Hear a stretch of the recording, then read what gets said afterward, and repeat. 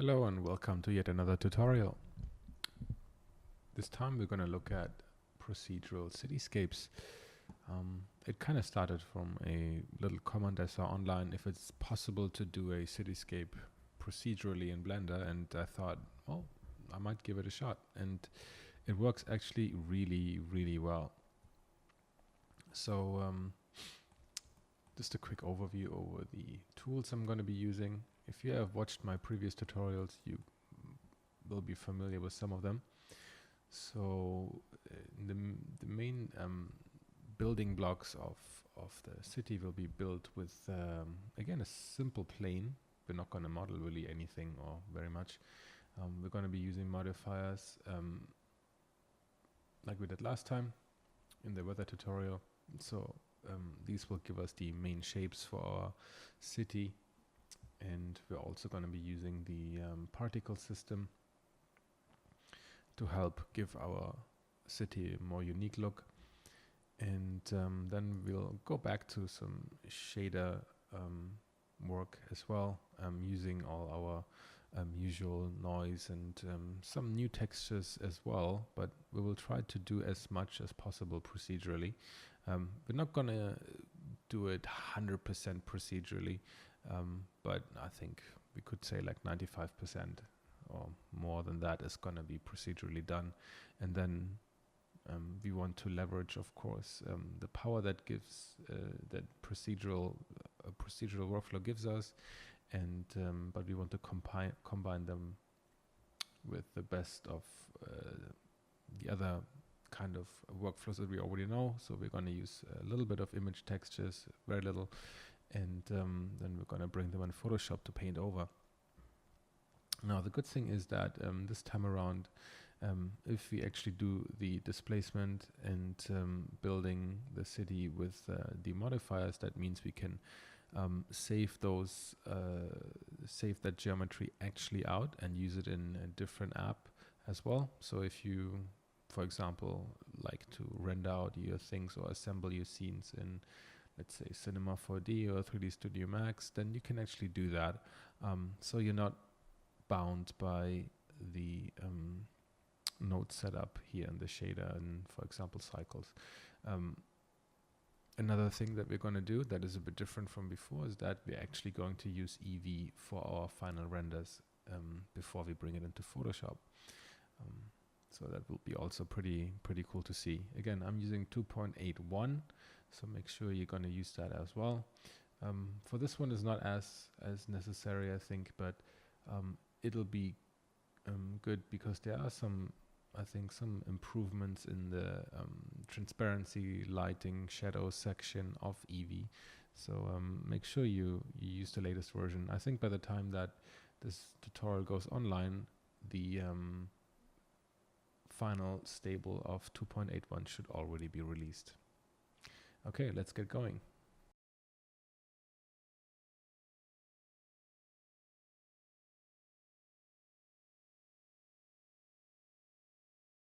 Here we are in Blender again, and let's get started. So this is the interface when you start Blender, of course. We want to delete the cube. You can do that with either hitting delete or X. And then we want to add with Shift A new plane and make it a bit bigger. Maybe around like this. And then I want to hit Tab to switch into edit mode, right click, subdivide, and maybe want to give it like around 40 subdivisions. That looks good.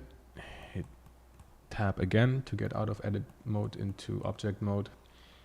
And then we can actually jump right into the modifier because that's pretty much all we need. As usual, you know that from my procedural landscapes tutorial that we just have this subdivided ground plane. Then I want to go here. Well, this is selected. Go into this here, the modifier properties. Right now there's nothing there because we have no modifier added. But let's see what we have. We actually need to do first a subdivision surface modifier. Maybe bump it up to 4. this really depends on how much your computer can take. You can add more subdivisions in order to be able to deform this plane. We need these subdivisions. You can see how with every stage you're adding, your faces, your triangles are going up exponentially. So while we have at level 4, we have 860,000 triangles. At level 5, we already have 3.4 million. So it really depends on what your computer is able to handle. More subdivision means we are get better looking, sharper subdivisions. But for now, 4 will do. We want to have a certain chunkiness to it, since we will use these kind of modifiers for the main shapes, and we will use shaders for the smaller details and some other things like particles. So now that we have the subdivided plane, let's add something called displace. So we see this just moved up. You can work with the mid-level to bring this back down if you want, but it doesn't matter right now. You also have a strength here. So the difference from this displacement to the shader displacement is that this one here in the shader will be only visible at render time, and it will only work in cycles. And you won't be able to use it with Eevee or any other kind of third-party renderer like Octane. But with this one here, we are not going to be as flexible as with shader displacement, but we can do quite a bit here, and we're able to apply it and then save it out as actual geometry. And then if you want to like bring it into, I don't know, Cinema 4D, render it out, Octane render, whatever you're going to use besides Blender, if anything. But of course we can just stay within Blender and then have the flexibility to use this, to see this displacement in the viewport, in Eevee, in cycles or anything else. So let's click on this one here because we want to load in a texture. We can say new, and suddenly it went down. Don't worry about that. And then we need to click on this one here. Show texture in texture tab. So now it jumped down here to the texture properties. You can always switch back and forth between these two. And we want to set a type. Now we can load an image in, but well, we want to stay procedural for as long as we can to have maximum control and not destroy anything or depend on images. We want to be able to make our city procedurally and have many different options available to us. So we want to click on this one here and say distorted noise. And you see something is already happening. Well, now that doesn't really look like a city or anything, but that is just because we have to choose the right kind of noise bases. So right now it's like a Blender original. There's also Prolin, Voronoi, these kind of things that you may know from other programs that are just mathematical models on how to generate noise. Now the distorted noise is actually a noise that takes a basis noise like it's written here, and then it distorts that noise with another noise. So that already gives us 2 levels of control over how this looks. Now again, it looks pretty funky, so you can also generate some landscapes out of that if you want. But we want to do cityscapes. So for that, I want to first have some blocky things, some big blocks, very geometric, that can kind of be the basis for our city. So in order to get that, I go to cell noise. So you see we're already getting these really hard edges here, which is kind of cool. We can already imagine that this is kind of some really funky piece of a city with more artistic, I don't know, curvy skyscrapers and that kind of stuff. So there are endless possibilities really with these kind of combinations of noises that you can generate your buildings out of. So it does not always have to be rectangular. It does not always have to be those typical blocky buildings. But, you know, for the sake of this tutorial and just to show you the process, I'm gonna go with something more generic, but feel free to experiment with this to generate different kinds of buildings. So we want to have the cell noise here in the basis, and we also want to have the cell noise in the distortion. And there you go. And we're done. Well, so this looks already pretty cool. We're getting quite a bit of really interesting shapes in our city. And you can already imagine that it kind of looks like a city. So if you place your camera in here, you can already see the rooftops and the different heights and everything. So that's pretty cool. But of course, that's not all we can do. So we have different adjustments here. So you can set, for example, the amount. So if you just click and drag over here, you can see how it changes. And you see, you can just generate like an endless amount of crazy looking cities. So we can change the amount. We can also change the size. So if you zoom in, you get bigger blocks, you get smaller blocks. So we can play around with a lot of factors here. Not only the amount and size, we can also play around with the colors. So in that, in this regard, it means that we can play around with the black and white values, mainly with brightness and contrast. So you can see that if we lower the contrast, how, well, the differences between the highs and the lows become a lot less or a lot higher. And you can even make it pretty much black and white, and you can get rid of all the gray levels in there. And furthermore, we can go back to the modifier tab and also play with the strength. So we don't have to make it so strong or so so harsh or so flat. We can influence that, and you can choose whatever you want, how you want to influence your scene. So we have something like this right now. I can go back here and maybe you want to have it a bit bigger. So crazy. So this is pretty cool already. That gives us a lot of variety. But why stop at just one? We can add, of course, another one. Well, that looks a bit crazy.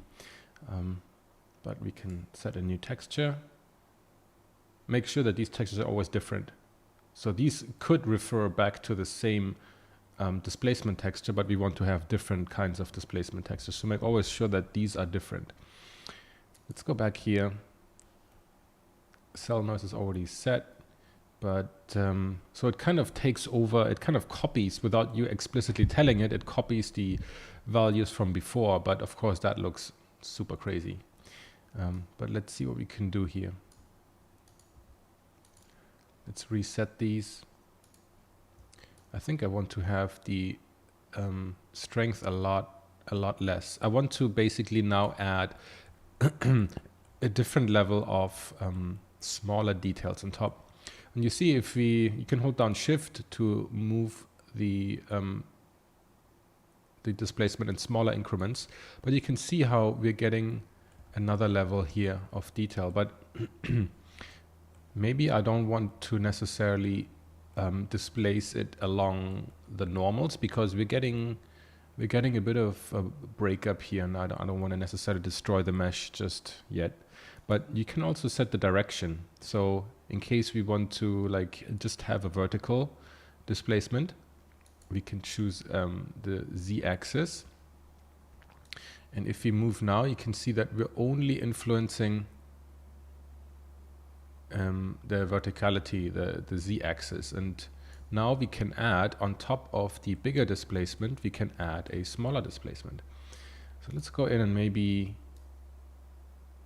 make it a bit smaller. You can see we can influence the displacement here by playing with the scale of our displacement of our noise, and so you see that we're getting kind of like what you can imagine as like rooftop details. Let's go back, maybe even a bit less, because I have further plans for this one. Maybe we go even the 0.0 range. You see we're just getting these kind of small surface deformations. You can also play around with these, so you can add these kind of ripples to the left and right, or like the X and Y axis, and get further detail through that. We can play with the strength. You can see you're getting like a certain amount of not just straight but also angular surfaces, which can be really cool depending on the kind of displacement, the kind of look you want for your city.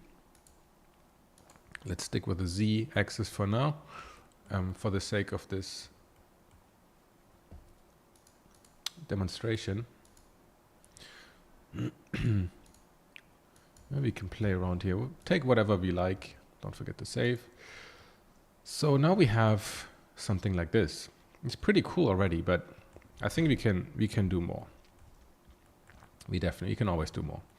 So we could take this for example, and we have the plane here, and we can just, let's say, duplicate it. So now I have with Shift D and Escape, I have a duplication in exactly the same spot. Let me get rid of this one for now. You also might want to click on the filter icon, and I usually, let me not do this. Let me activate these two. With this, I can toggle off the viewport visibility and also the render visibility, and that will be useful later. So I don't want to see this right now. I have a copy here. So you will notice that when you stack multiple of these, your performance will slowly get worse and worse the more geometry you have, and the more complicated it gets to compute these kind of things. So but one thing you can do is you can just click on apply on all of these, and now this is actually a piece of geometry without any modifiers. So you can export this now and play around with it, and bring it into other applications. So that's how you do that. But we of course can go back in and now modify them even more. So let's go and displace it again. And of course it's crazy again. Say new, make sure this is a different texture now, texture 2. Let's go back in here. For some reason now he doesn't take the settings from before, so we need to go back to distorted noise, cell noise, and let me go back to the modifier, say Z only. And now things get really interesting. So now we have a lot of verticality.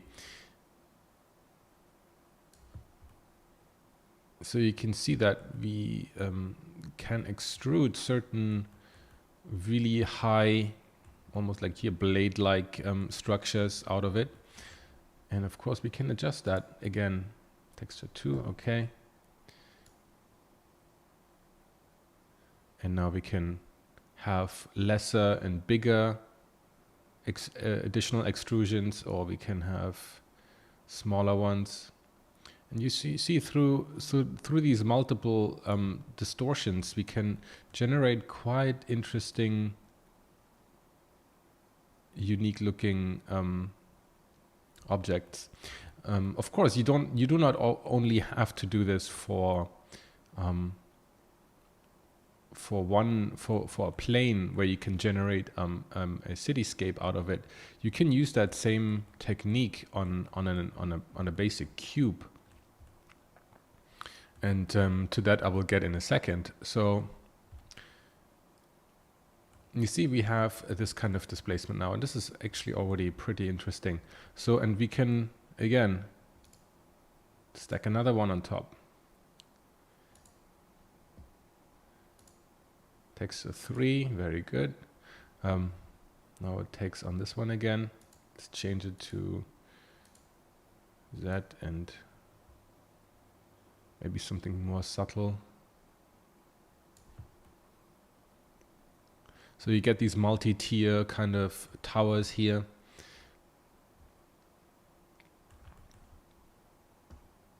You can always toggle this on and off to see how it changes things. Maybe this one should be a bit smaller to just kind of be the additional layer of detail. You can see how everything changes, and you can see this like with like a move of a slider, you can generate billions of different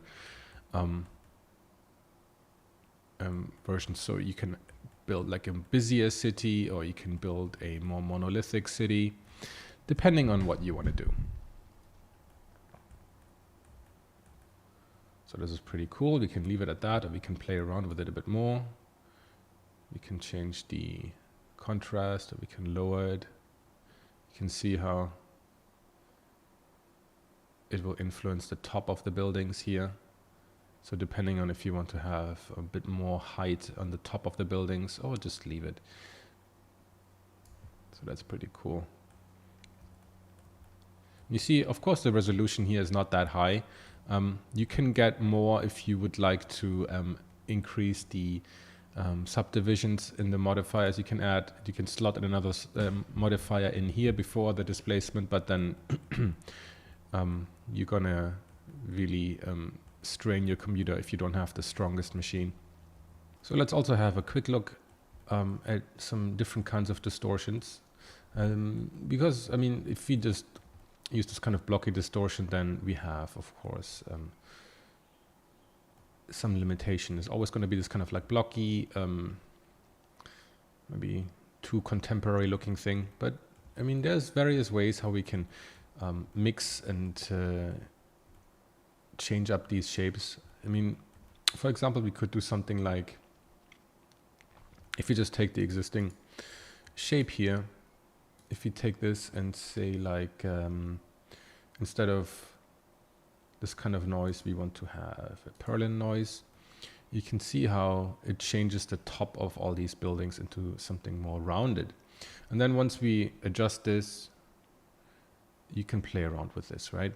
I mean, I think with this method, you may not get exactly 100% something in full 3D, but I think it's always going to be a fantastic basis to paint over and get your creative juices flowing here and get inspiration. But it's not that we can generate any kind of cityscape with this. We are bound to the kind of noises and combinations of noises that we can make.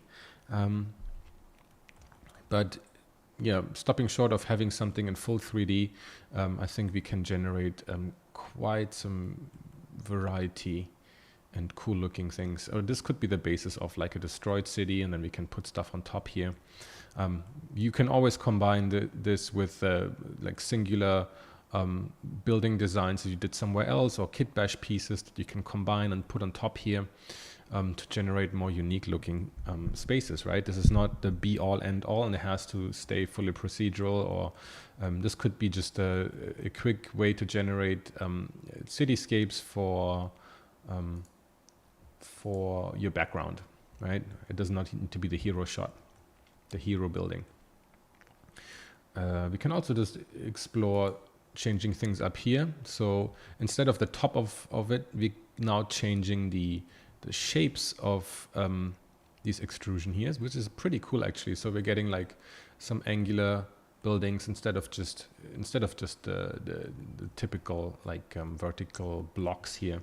So you can see we're getting these edges here and here. So that's pretty cool. Which is something we maybe can use in a different way. So let's leave these as they are, and let's take our previous plane that is still there, and we can use that to, we can duplicate that as well. And let's see, we have the subdivision already here. We don't want to touch these because these are textures, noise textures that we generated before. So I don't want to necessarily change these. Let's get rid of them to have the plane, the simple plane again. But we going into this. Now we're at texture 4. Does that make sense? Yeah, texture 3, texture 4. So that's good. We're on a different texture. Let's go in here. Distorted noise, and then maybe let's do something. Yeah, let's do like a cell noise and maybe a Voronoi crackle. But I like to have the, we can use it like this, and then that's a bit too much. Maybe minus 0.05. Let's see how that looks like.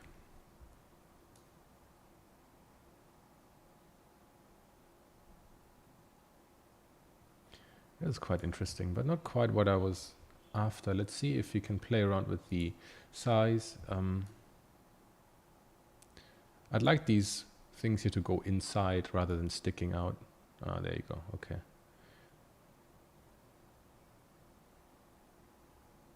Maybe we need to change these up. Let's say this first, and then. Yeah. Okay. I think that's more like what I wanted to see. A bit too big.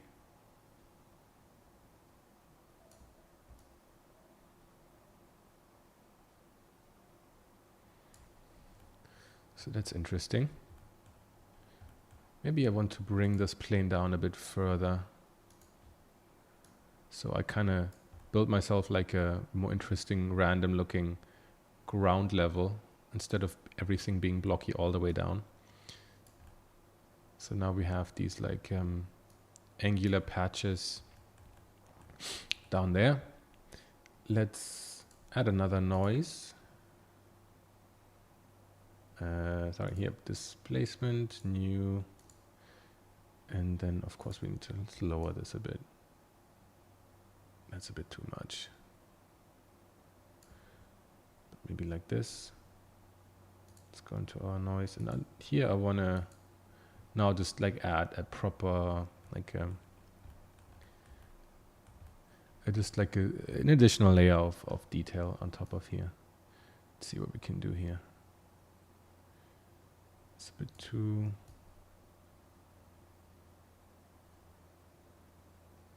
I think it's too harsh. It's too much.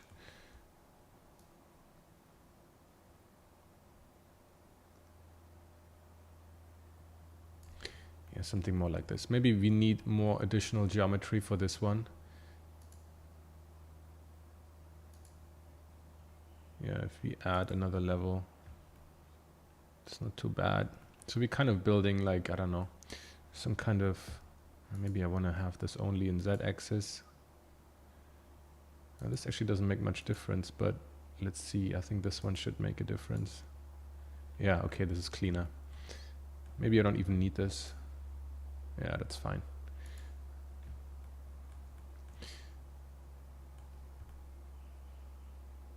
So combining this with like some interesting shaders is, I think, gonna give some really interesting results. So we have something like this. And I mean, we can also just turn these things, like we can have them not like this. We can have them at an angle. We do not have to have everything straight. We can duplicate this another time and change up the displacement again.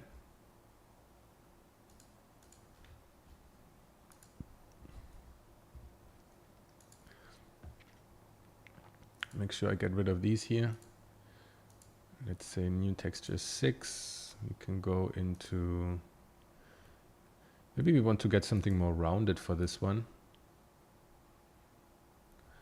How does that look like? Let's see if we can see it. Yeah, like these kind of buildings, also interesting. So we get quite a bit of variety in there.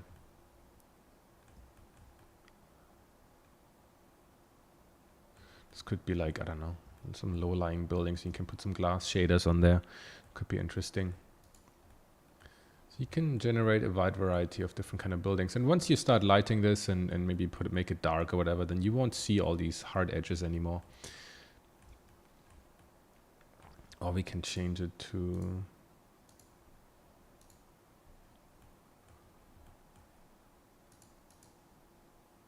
I want to move it up so I can see it. Yeah, maybe something like this is also interesting. And then let's add another one. We're at 7 now. Doesn't matter. Change the size. So we get that additional layer of deformation on here. You can see how it extrudes now on top of this, which is quite cool.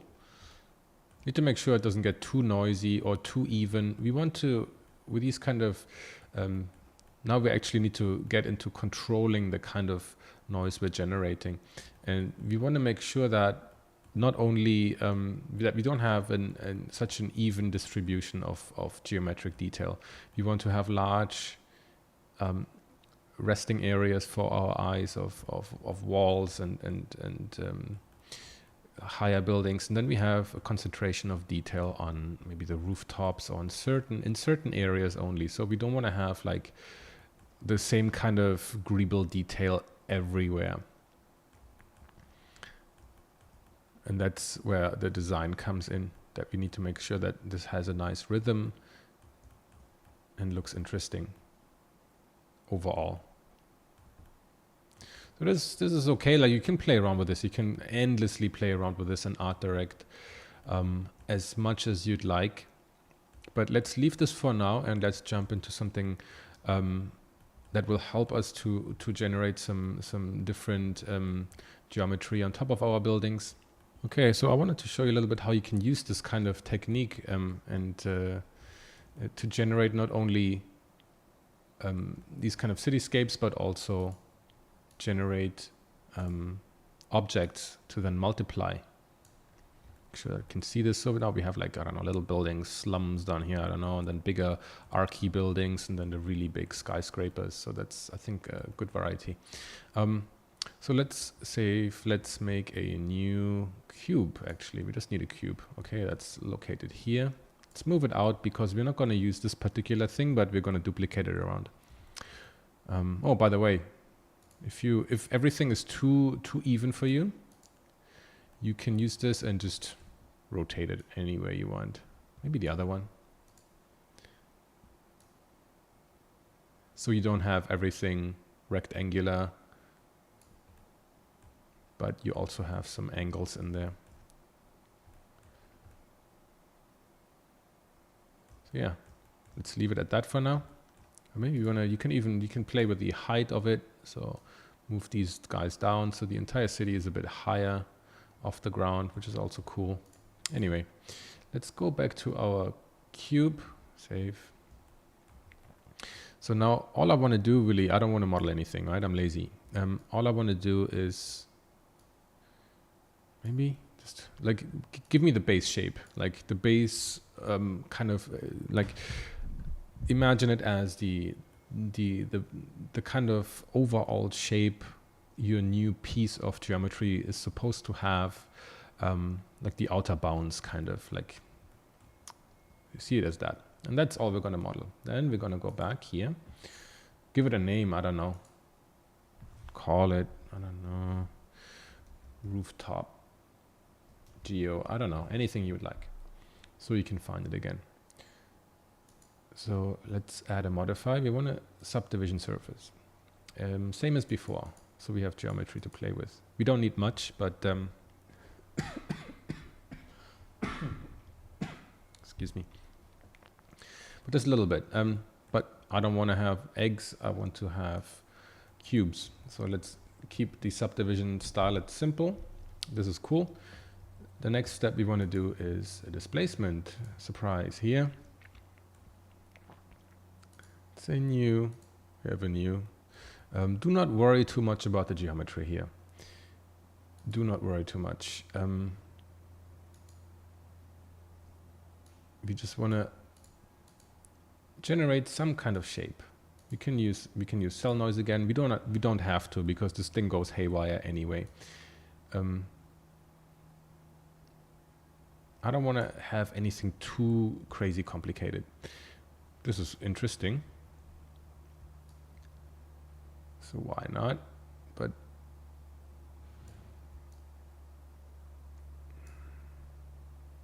let's see, maybe less height or more height. So now let's leave it at that, because it looks so interestingly weird. Now we're going into modifier, and we're adding something called remesh. Doesn't do much at first, but once we take this remesh modifier and change it to blocks, something interesting happens. So now we are actually having a new mesh that consists only of blocks of a certain size. And we can play with that size. We can say through the octree depth, we can change if it's supposed to be blockier or has more detail. So you see here, and we don't need smooth shading. I want hard edges. The scale doesn't do much, but you can generate again crazy amount of new things. Now we can also say do not remove disconnected pieces, because I don't know, maybe it gives us more variety. But I mean, this could be a city itself, right? You can just apply that to here and then go crazy. But if we apply this remesher on like such a large scale, then it might drag your computer down a little bit. But you're welcome to try. Maybe you have 32 cores or whatever, crazy machine, and then you can go nuts with this. Maybe I don't want to have it too much. So here now, when we change this, you can see how it influences the result. And again, you can just like play around with the values until you have something you really, really like. That's the regular one, right? And again, you play around. And the danger here is, of course, that you can play around with it so much that you're going to lose track of what you're really supposed to be doing, which is Cityscape. But you know, let's just leave it at that, because I mean, why not? Again, you can play around with it all day long. Maybe something bigger. Oh, these all look so cool.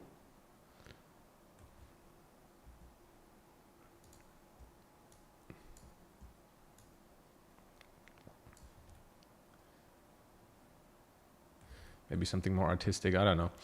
Let's leave it at that. You can play around with it like until all night long if you want. But I want to take this.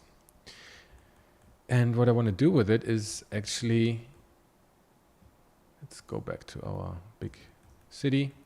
I want to apply this to some of the rooftops. So you can go around and you place it individually everywhere, or you can just go in here and say, I want to add a particle system. Nothing much happened, because we need to change a few settings. Set it to hair, set it to advanced. I don't need 1,000 of these, let's say 100. We want to go to, where is it hidden? No, not velocity, dynamics, no, we want rotation, but we want to tell it to render as a object. And then which object? We take the eyedropper and we say, okay, it doesn't work right now. Anyway, usually it works, but since we named it, just click on rooftop geo, and here it is. And it's, you can see it's like placed really stupidly in areas that we don't want it to be. But let's see if we can change that a little bit and have some control over it. So we can say how it's supposed to be oriented. We can say global Z, or we can say, actually no, we don't, we want, now I need to find it. Yeah, emit from verts instead of faces. That will help us to place it more in corners and on top of buildings where we actually want to have it in this case. So we want to also randomize the size of it. The scale, maybe it's a bit bigger. We want to have it a bit bigger. In order for this to run smoothly, you should not make anything too heavy. If you have something really heavy in here, then it's going to take forever to do these kind of operations. Or maybe you check first the layout and the distribution of these, and then you up the geo here. And we also want to have some randomness in it, in the scale. Not all to be the same, but we need to have the right rotation. And let's see what works best. I need to have object Z doesn't work. Object Y, okay.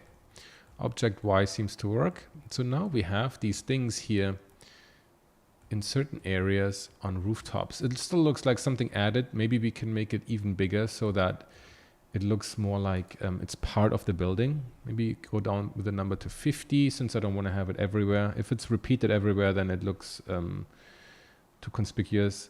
Let's add, like, increase the scale.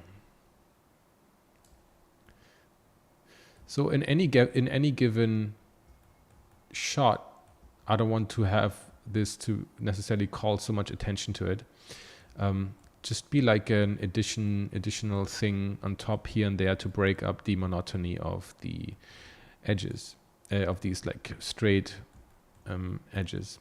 Maybe it's too busy here, so maybe I want to go back into the modifier and make it simpler. Like even something like this is also maybe more successful. I mean, yeah, it looks like maybe blocky again, but I want to play around with it and see whatever fits nicely in the cityscape and what gives me the right kind of like edges in here.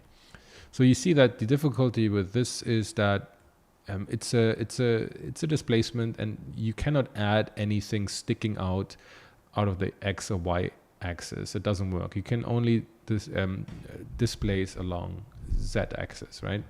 But with these kind of additions, you can actually get these overhangs and these kind of things to break that illusion, to break that technical limitation. So you see here we have these overhangs, which is pretty cool.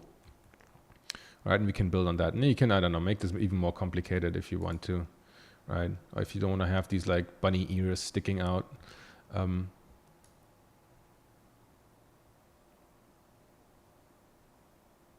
right, let's do something like this. That looks pretty cool as well. We have little overhangs. That works well. So we have something like that. What we can also do is to maybe give our scene like a tiny bit of like realism. That will always be beneficial in creating something crazier sci-fi. A callback to what we are used to seeing when we look at cities today. So let's make a little cylinder.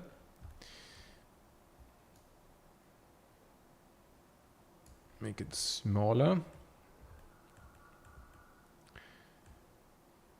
So let's build ourselves a little bit of an antenna.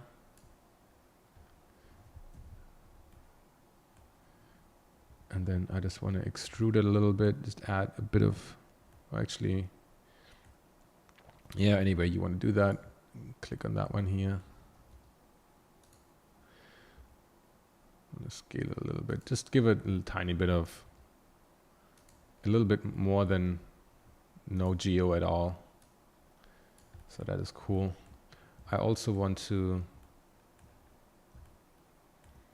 the hallmark of every big city, which is, you can add that here, and then we can add like a little red light up here only in the top, so it looks like all these antennas and stuff in the cities, and have all these red lights. That is going to be our callback. So with this one we can do exactly the same. We want to maybe add another one, a smaller one,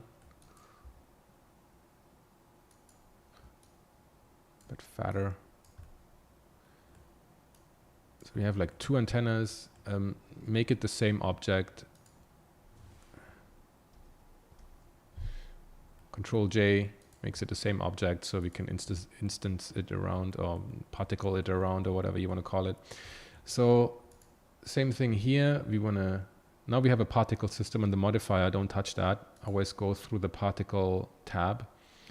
So of course we cannot only take one, we can also like make two. Is there a way to duplicate that? It's like a new one. I'm sure somebody will tell me that there's a way to duplicate it. Copy active to select duplicate particle system. Perfect. Learn something new. The only thing we want to do is that we want to use our cylinder, our antenna. And there you go. But maybe we want to have a few more. Why did it take over the same settings? That is weird.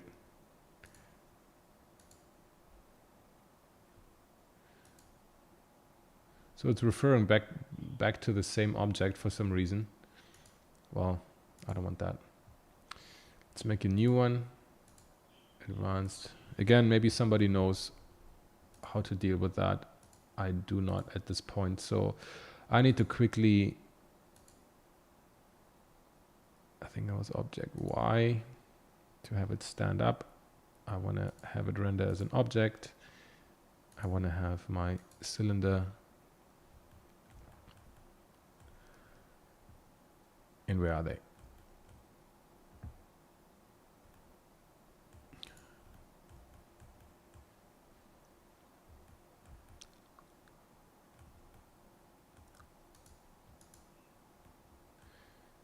Did I forget something? Maybe I forgot something. Maybe it's too small? Ah, it's too small. There you go. Maybe a bit of randomness in here. It is too small. So they actually now they're too big. Play around with it.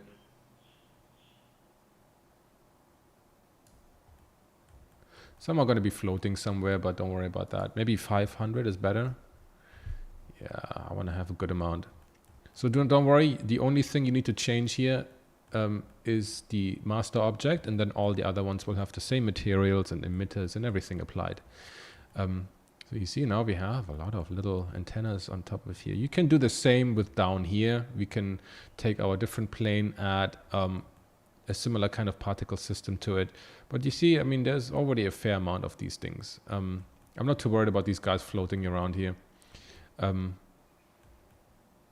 Maybe there's too many, then take the number down, doesn't matter. You can also play with the seed if you don't like the arrangement. Then you can have, well, actually number 1 looked pretty good. You see we have some on top of here, that's pretty cool. That's exactly what I want.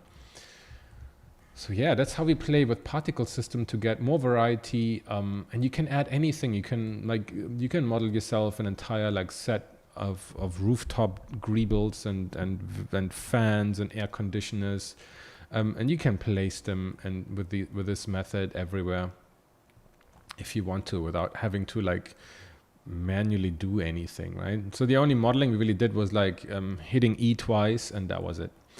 And I think here now we have actually all the geometry that we need for our cityscape.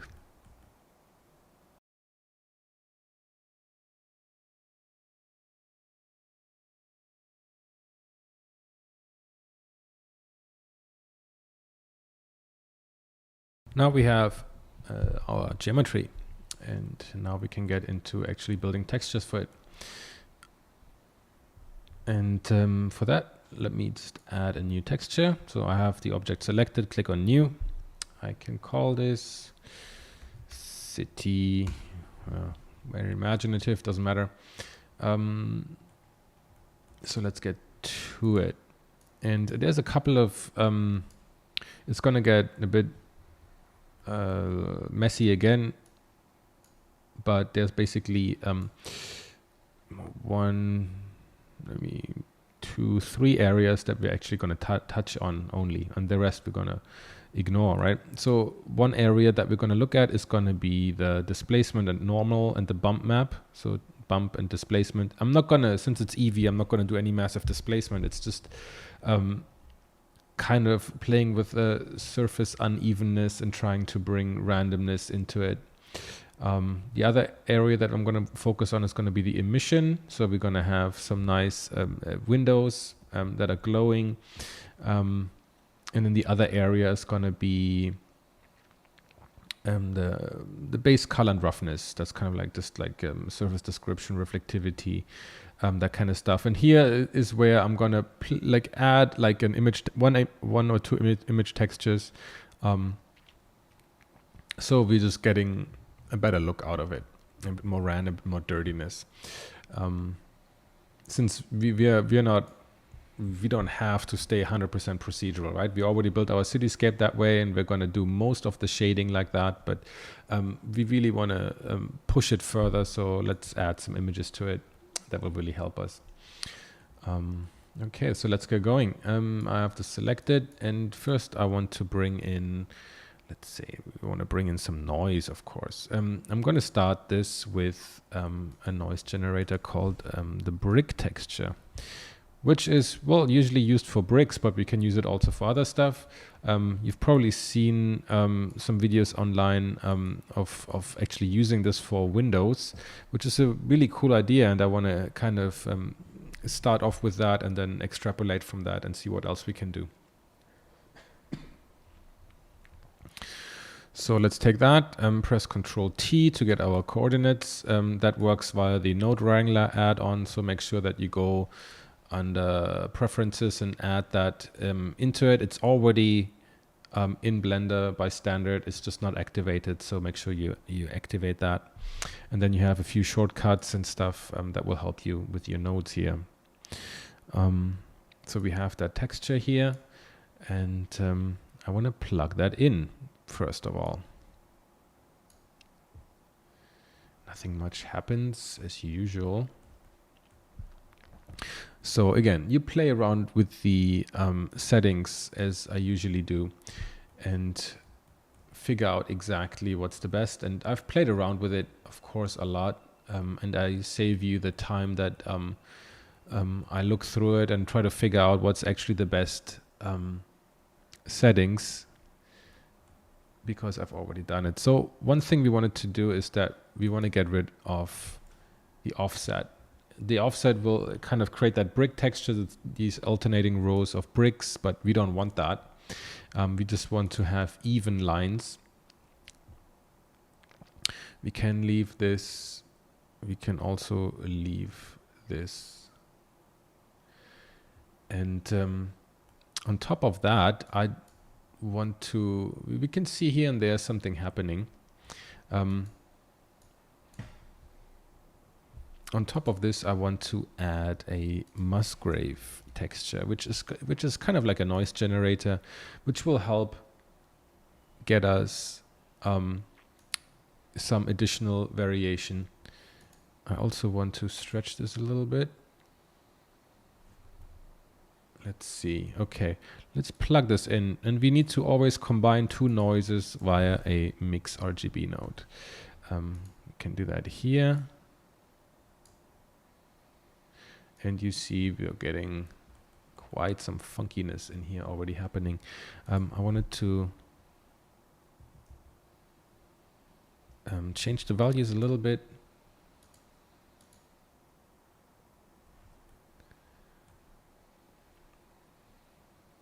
Okay, I think we're okay with this one. Okay.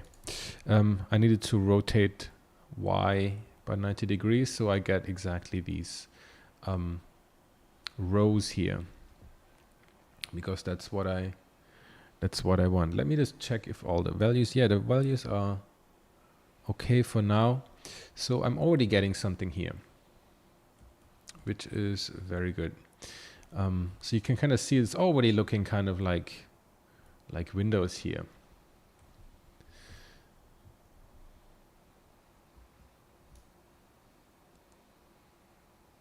See if we can.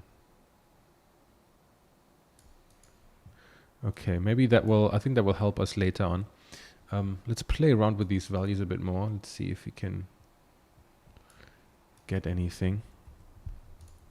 maybe the detail setting that makes it disappear. No, not sure why it doesn't show up right now, but let's continue building it. Let's leave it there for now. Maybe it's because I deactivated it. Stupid. Yeah, so here we can get some additional shiny wobbliness into it. It's probably a bit too much. So I just want to have a tiny bit. You can barely see it, but it is definitely there. So I think later on when we have the shader on there, then the lighting on there will be more visible. So let's leave that for now. That's just a very basic thing. The next thing I want to do is actually add another level of surface description by bringing in another brick texture. Okay, let's do a bump. So the bump is an extra node that we need to add here. We plug that into the height and then the normal into the normal. Who would have thought? Again, we want to have slightly different settings for this, and we want to up the strength for this. So basically we're getting a different kind of displacement, different kind of look to it, and in overlaying these different kinds of surface description.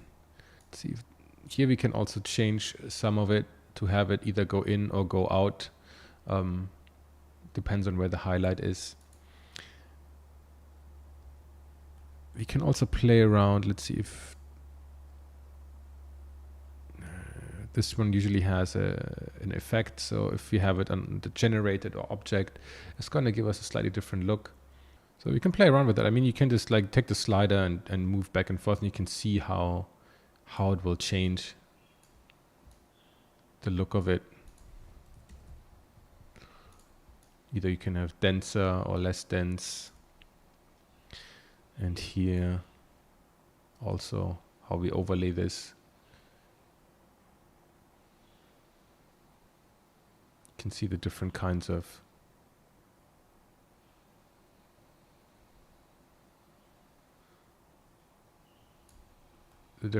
bump we're generating here, which is cool. So you can again art direct this as much as you like. We can also, the thing is okay. So we've kind of played around with the bump, which is cool. We can also now move on to the emission. And for the emission, I want to use the same brick texture again. So we'll duplicate that, get coordinates, and then we want to plug the brick texture actually into a emission into the emission node. We can just do it like that, and craziness happens. Actually, I want to set the base color to something dark so we can see what's going on here.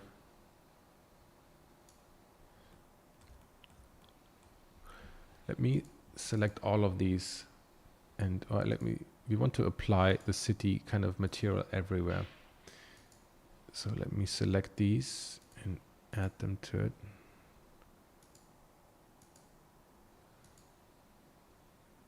Okay, so now they're all selected. We can also take the rooftop geo and add the city material to it. There's a bit of funkiness happening here. Maybe I wanna, oh, that's actually pretty cool.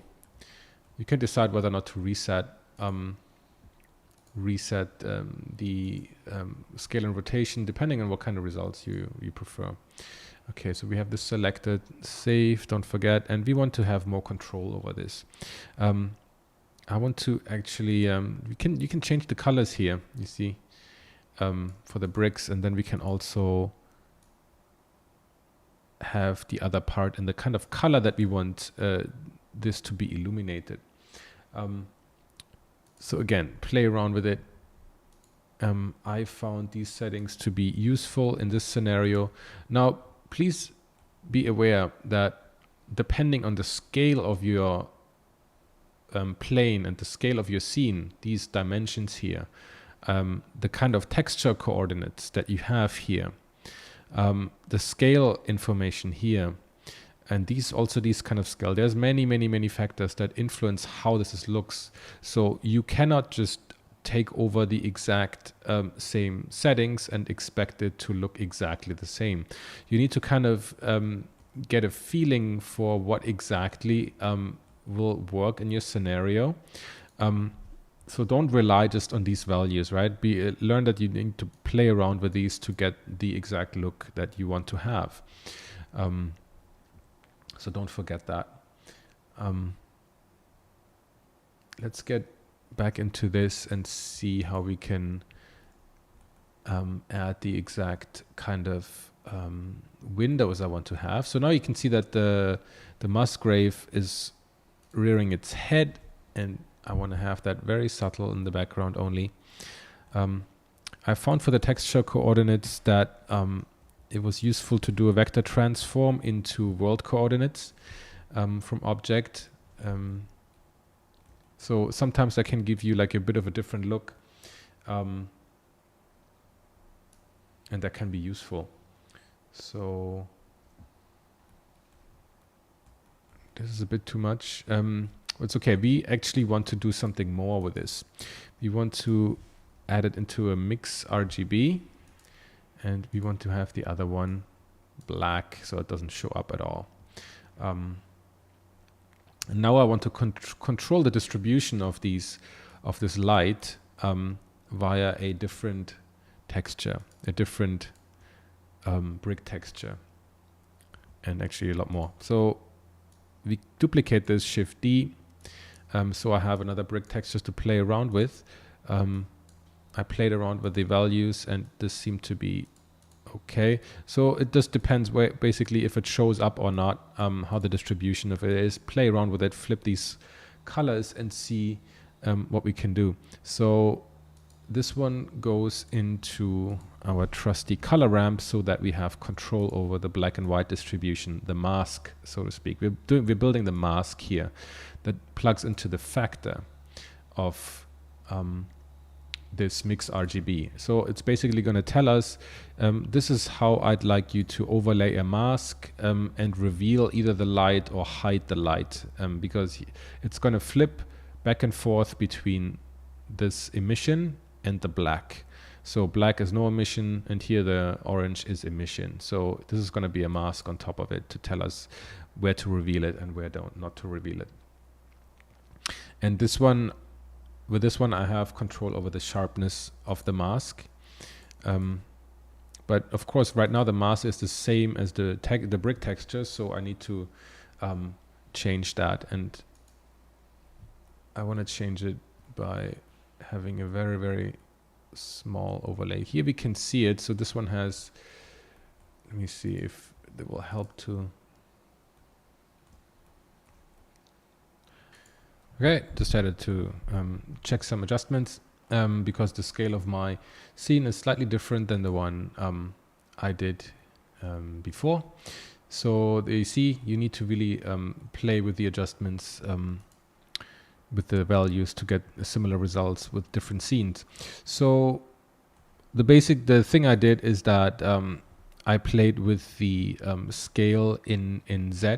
You see, and I also played with the rotation. Before it kind of was like this. So I rotated everything by 90 degrees, and I squeezed everything by a really high value in Z, so that everything is getting squashed together. Also, I played with the scale in X for the mask, actually, which didn't do anything.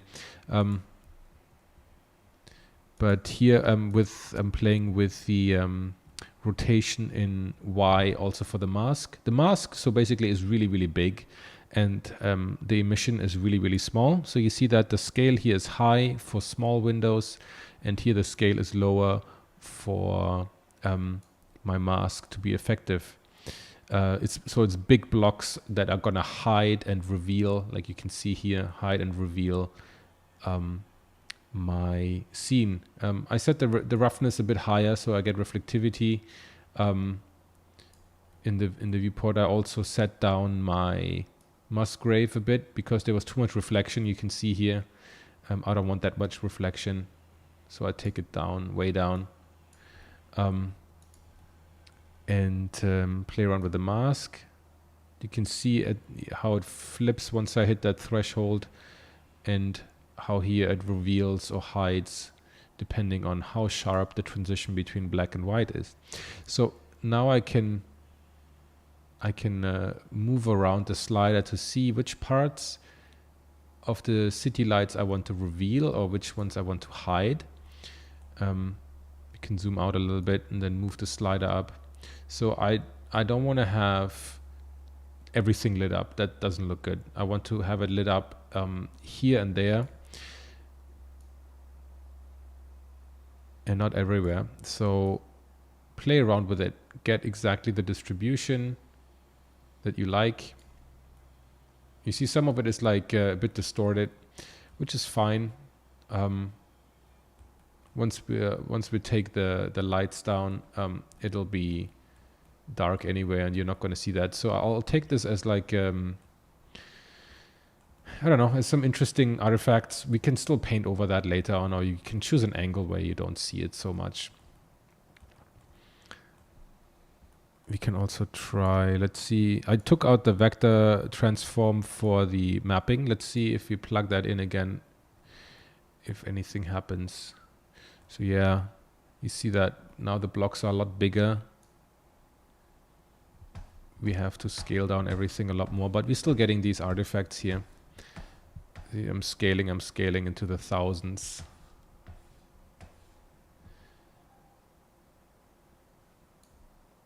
Maybe 2000. It just uses a different coordinate system, but you see we're still getting these artifacts here. If we reset rotational scale, we're going to get some other problems. So I'd rather stay away from that right now.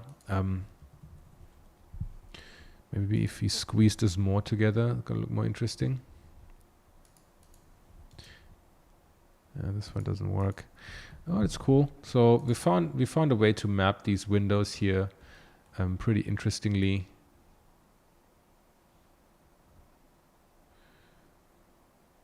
Maybe it's too many lights. But then here we see the pattern again. So since we are kind of seeing the brick pattern again, I want to add something else here, a noise texture, to give us a bit more of a random feel. Add it together with the mix RGB node. Plug that in here, and we need to adjust the values here also a bit. Probably make it really large.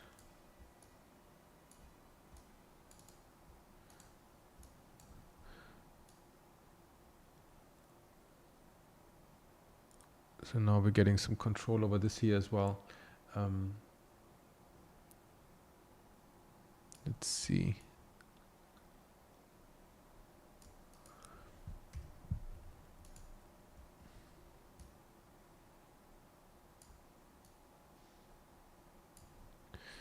Maybe this needs to be a bit harsher.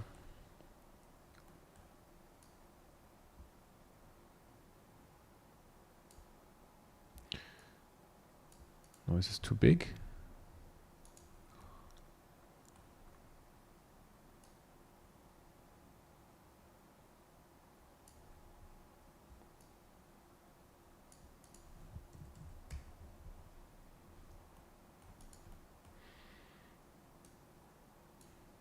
You quickly see what the noise by itself does.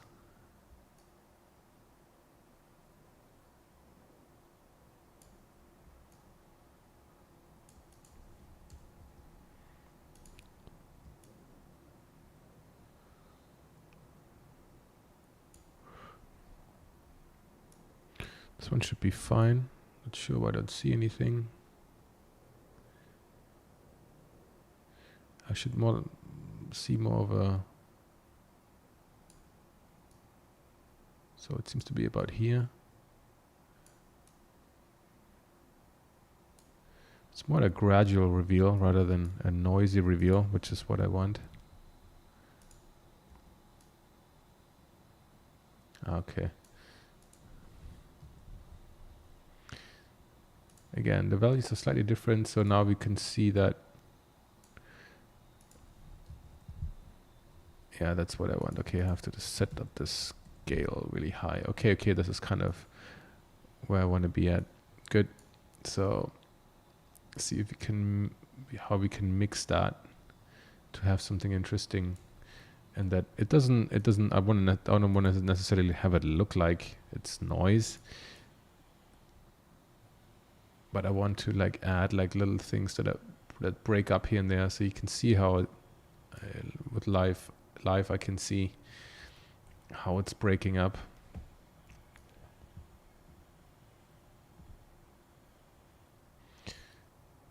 So I can choose exactly how I want this to look like.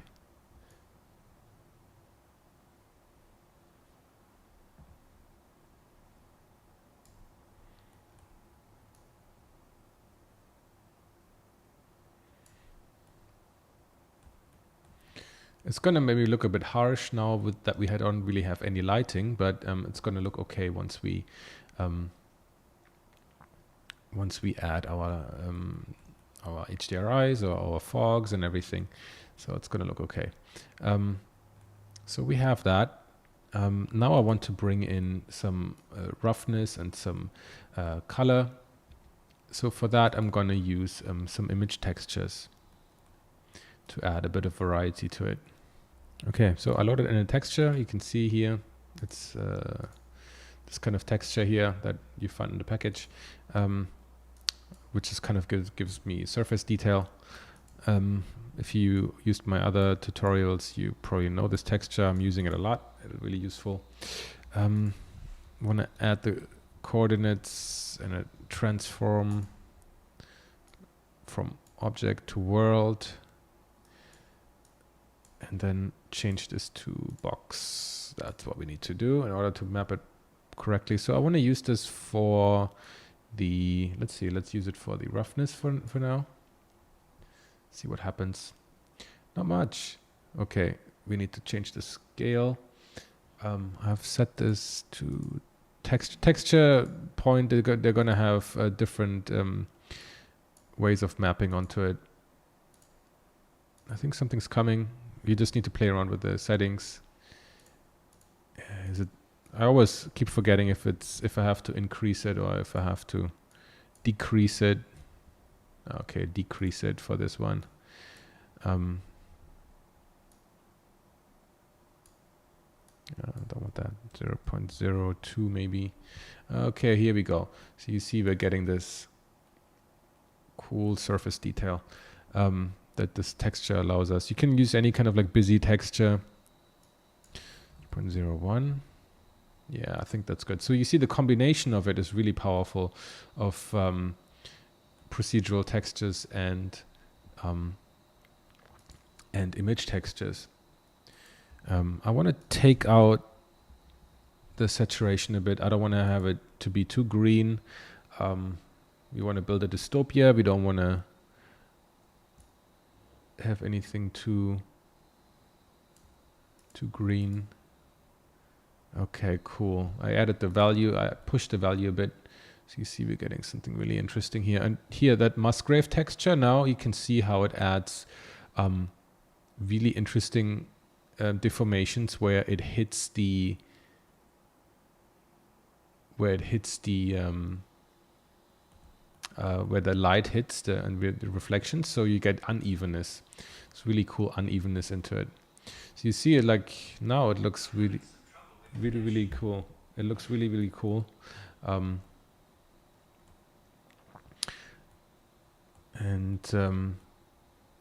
You can see this kind of really cool surface detail now, and the combination of everything. It might look weird for a while, but then the combination of everything really turns it around. So we have this guy, and then I also want to add something for the base color. I might use. I'm not going to use the same one because the black one, everything is controlled a lot through reflections. So this actually has just like a black base color, which is fine. But let's see if we can bring some variety. mostly I'm concerned about the rooftop, which right now looks the same as everything else, which is, I guess, okay if you make it dark, but maybe if you want to do like a daylight scene, which we will be able to do. So Eevee is not only for dark scenes, but also can be used for daylight. So let's see if we can use a different kind of texture for the top. And we can do that via something called the dot product. So first of all, I want to bring in my image texture that I want to use for the top. And for that, I'm gonna using this one. It's just some random Greeble stuff.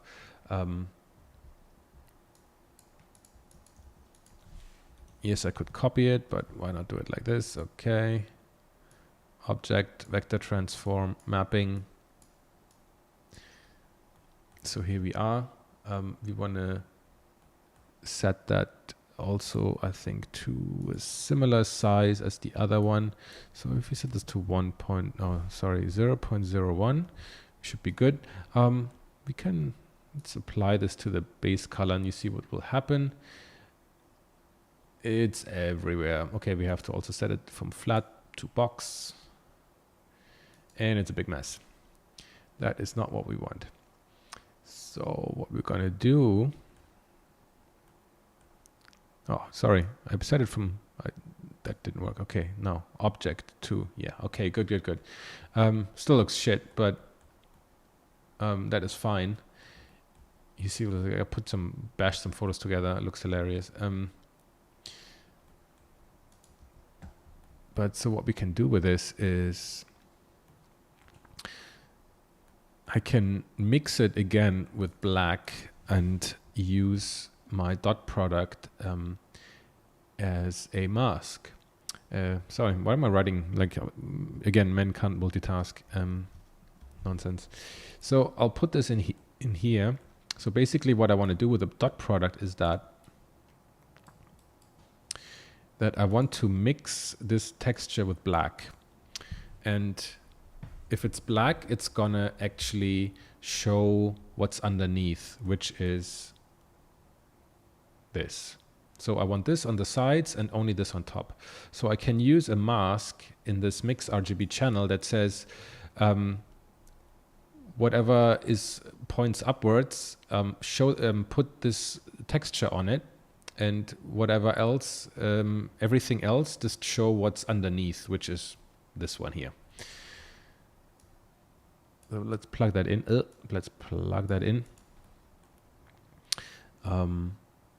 We got that. We probably, I don't know, I want to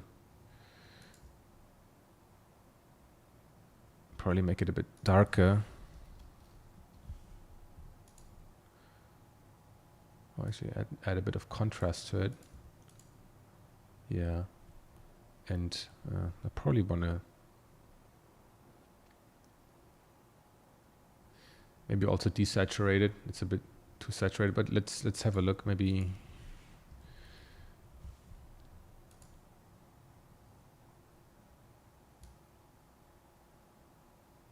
yeah, maybe this would also work. So make it more black and white, or maybe not that much, but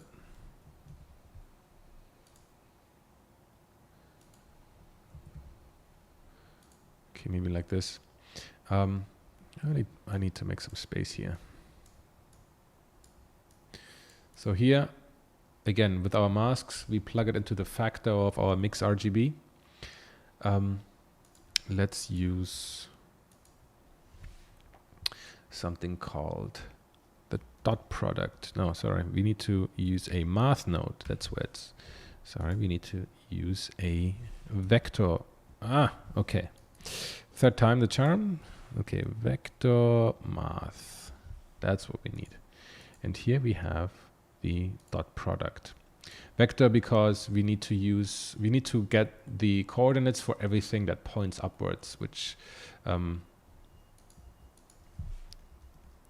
is, wait a minute, it's the, where is it? Input. No, it's not input. One moment, geometry. We need geometry. Okay, here, out of the geometry, we can derive the normal, which we will plug into this vector here. And then we want to say, give us everything that points upwards. So this vector is going to show us, here, this is always x, y, and z, x, y, z. So we want everything that is z, everything that points up. So give us all the normals that point up, basically, is what this means. Excuse me. And then we can use this as a mask. So let's take this value, plug it into the factor. And here we have it. So now everything that points upwards has this texture applied. Maybe it's a bit too dark. Maybe you want to take the contrast out, you see. Maybe use a more appropriate texture. And everything that is left and right has this texture showing through. It shows black, which is kind of nothing. So what we can also do actually here is we can use this as a mask for the roughness as well, so I don't have the same kind of roughness on top. Use another mix RGB, put that in the factor.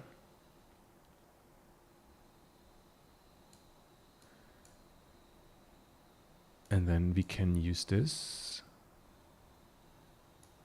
as the value here. So we want this one to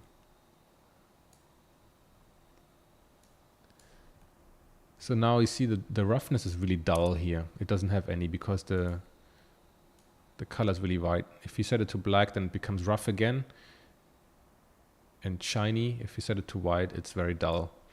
Maybe we can... Let's make it even more complicated. Maybe if we can plug this one in here.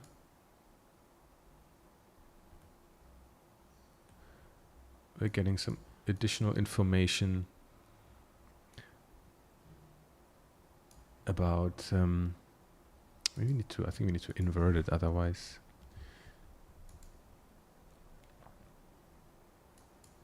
We have some more control over it here. Cool. What if we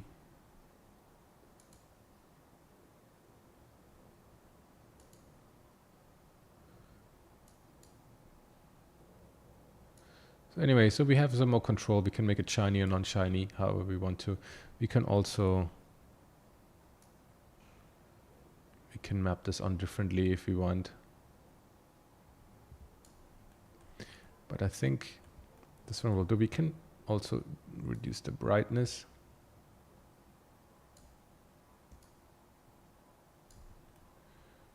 Depending on what you like to have, we could change the size. So you can see we can really change everything we want.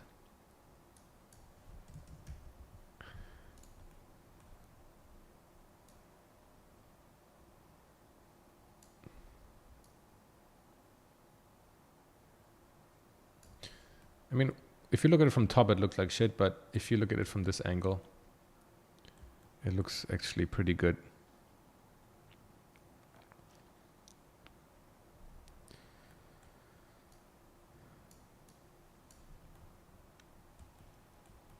And especially if it's going to be dark.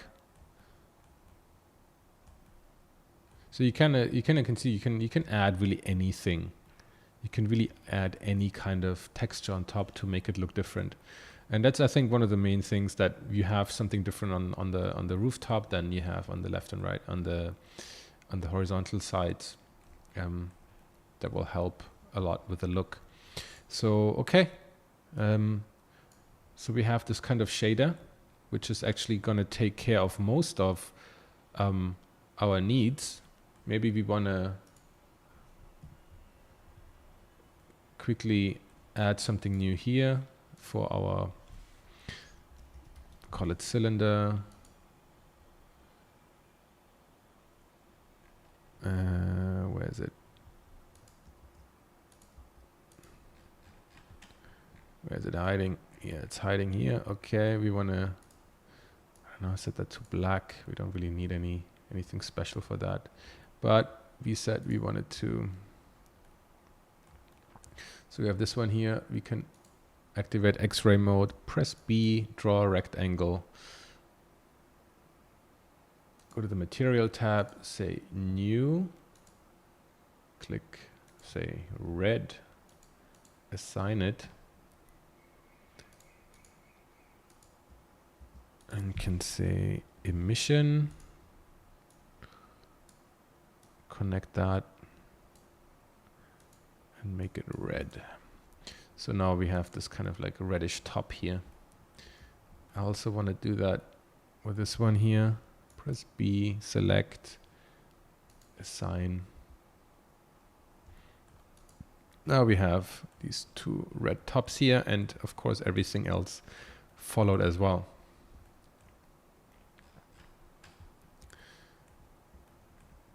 So yeah, okay, now we have our texture, and which means we can go over to the lighting. Of course, this is just the starting point, right? You can do whatever you want to this textures. You can design your own textures, top texture. Use different images to get different results, right? Of course, you can also make it white, make it happy, make it blue, whatever you want to do. But for this demo, I'm going to use this kind of look. Okay, so let's get into the lighting. Let's try to make it look good.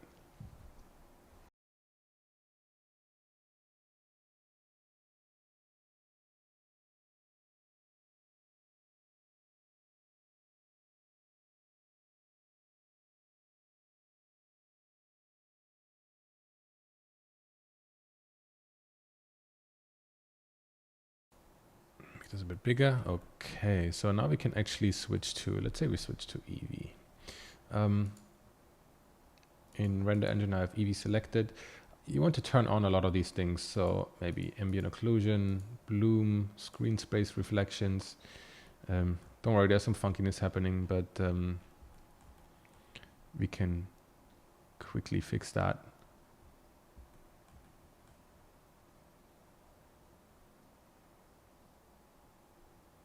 Add view. I thought I also use simplify, at least for preview. Shadows, high bit depth, soft shadows we want. Volumetrics, yes, we can turn those on as well. So I usually get these artifacts when you try to, like, you see, you try to push the image too much. Eevee doesn't like that. If you add too much contrast, these kind of things, then Eevee quickly complains. So if you get those, then maybe turn the value back down that we have in here. In any case, so we have all this activated. Also, if you want to use transparent images, you also need to check on refraction. But we'll see if we use that later or not. Okay, so let's turn on Eevee, and already looks cool. Let's see if that bug is still there. Now it's not, so it's cool. So I turned up the value again, and the blue thing didn't appear, which is great. So we have a couple of different options here that will hopefully make our image look cinematic. So we have the world. I want to activate the use nodes here on the world tab. You see this one come up again, so we'll change it back since it really doesn't like it. Maybe it's a Mac thing, maybe not, I have no idea. So we have this, let's in the world tab, and okay, so let's go into the settings here, into the world settings, and I want to add the overall hue of my scene. So I probably want to have something greenish, quite dark, not too dark, because I actually want to add a volume to it. So we'll add a cube, make it around our scene, maybe make it a bit smaller. I want maybe have some of these like buildings peek out. That could look cool. It's a bit too high here. Okay. Okay. So we go inside. And then I have the cube here. I need to go into my object settings and new material, call it volume or fog or whatever you want. I don't need this. I need a principal volume. Okay, plug that into the volume. It's dark, and then we can set it to whatever we feel like.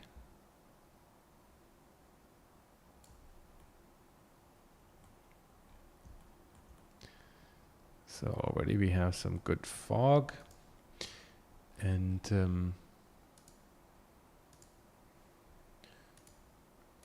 need to check. Okay, we can make it a bit darker because we're going to add actually a lot of lights to it, different ways of lighting this. I also want to give it a bit of a hue.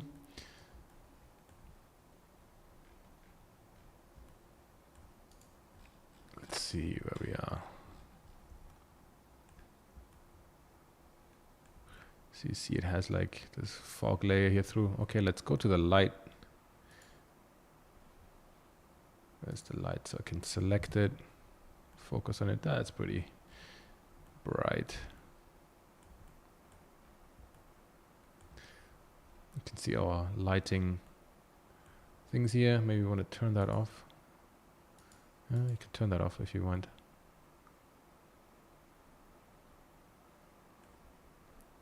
So one way of lighting this thing is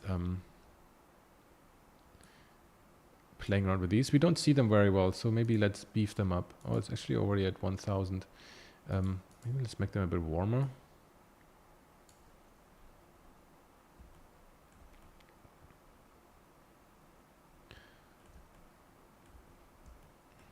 We want to place them, we want to use them in a way to give, you can see here, we can already move this around.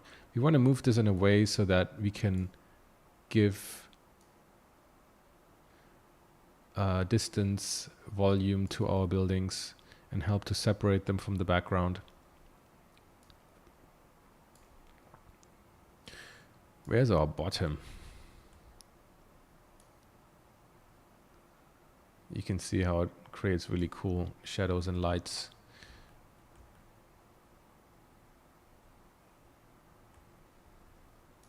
Maybe a bit more, or should we use less fog?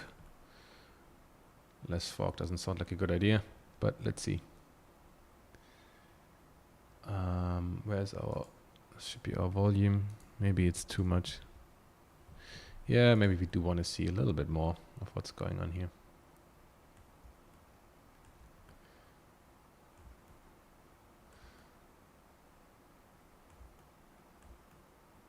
So now we're getting further along in our city building. So what we can also do is we can also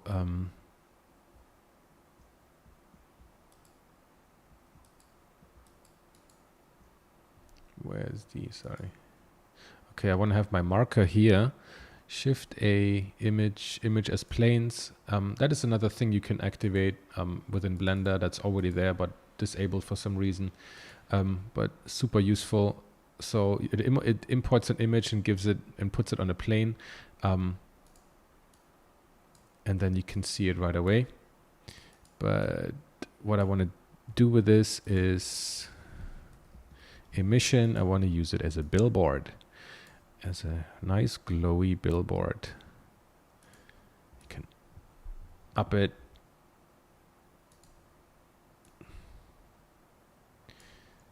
And put it on a building. Let me see.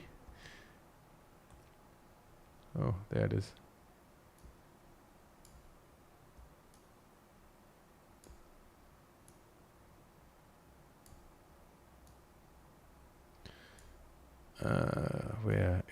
different space. Oh, you can see here the reflection. Perfect.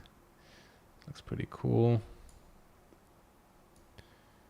Because all we need are massive billboards. So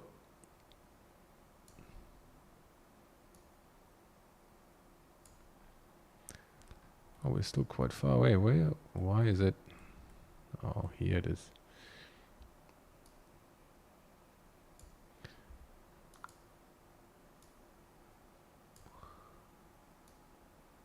Okay, cool. So if you do this, or even if you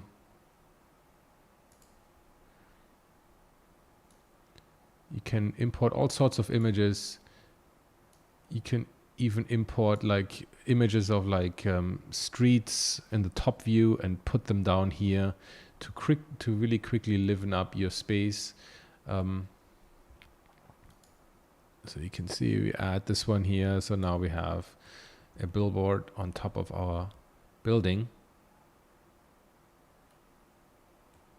And that already looks pretty cool. So you can add all sorts of futuristic things. I don't know, like your Blade Runner inspired Coca-Cola ad. I turn this off. But we can also do different things like, this looks already pretty cool. Once we're out of the fog, you can actually see a lot more. So maybe we do want to add a tiny bit more fog. 1.5. Well, it depends on the thickness of it. Maybe the light is too strong. It's all about that balance here.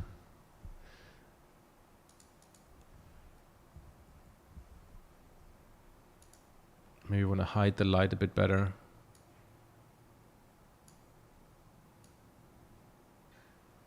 Right, you can always hide the light behind the building to really bring that out. And again, you can like add different things to like have more lights in the bottom. What we can also do is we can add a new plane, make it big, make it really big. Again, something I saw online, which is really, really useful for this kind of stuff. New material.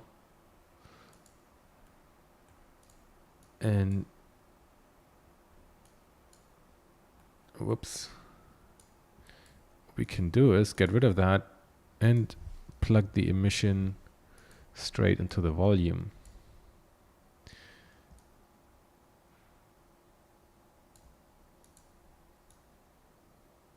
Add a nice color to it. Maybe it's too strong.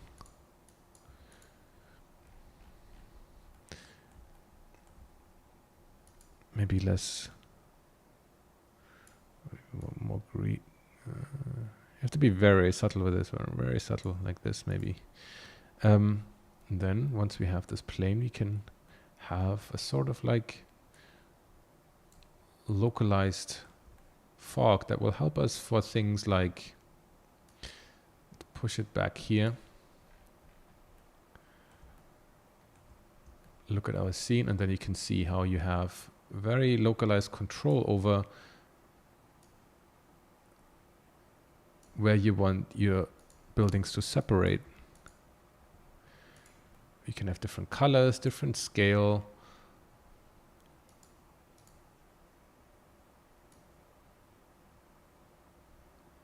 You can have it up to a certain height. You can apply it to other objects like, I want to just keep it simple as possible, so that's why I use a plane. Or you can also have this, deform it and have different kinds of glowiness here.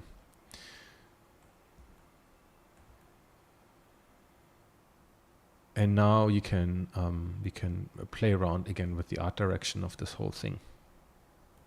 So we can finish the scene by maybe duplicating some lights around. So just select one, hit Shift D, and then you see how we can move them around. I try to avoid putting these lights like really openly in the frame. It's nicer if they are just behind buildings. They help to give depth to a scene, illuminate the fog that we have.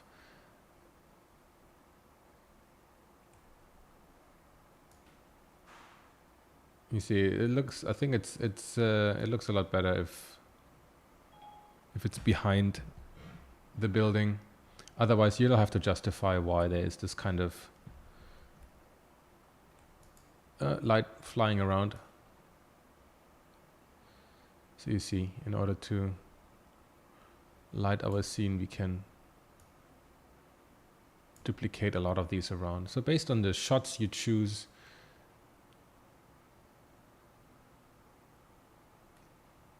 you see, with like our nice materials, we're getting cool reflections based on all the various light sources we have.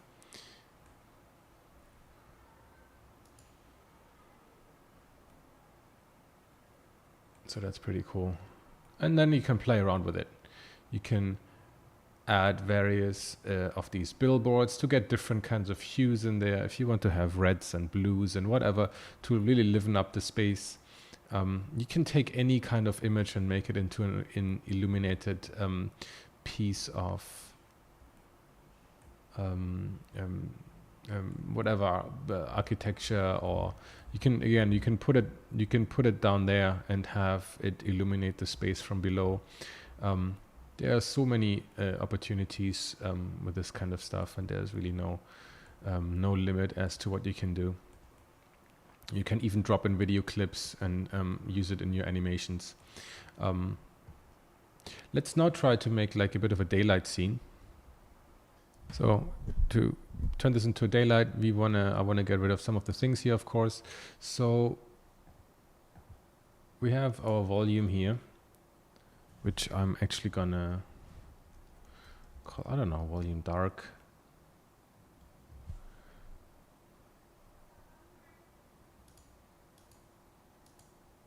Quickly deactivate. I want to duplicate it. I can do that here as well. Well, actually I can't because it's not active. I don't know.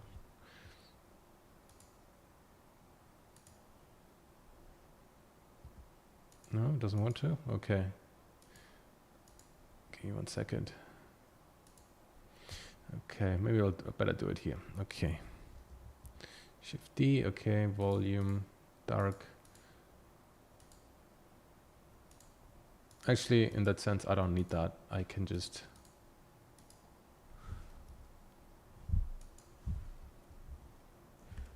call that volume. And then just use a different